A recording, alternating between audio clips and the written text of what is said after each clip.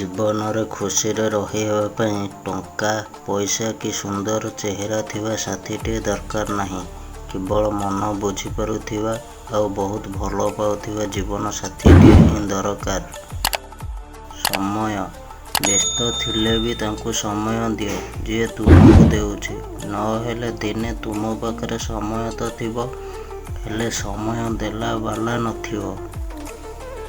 ପ୍ରେମ, ସାରା ଜୀବନ ସାଙ୍ଗରେ ରହିବାକୁ କେବଳ ପ୍ରେମ କୁହାଯାଏନି।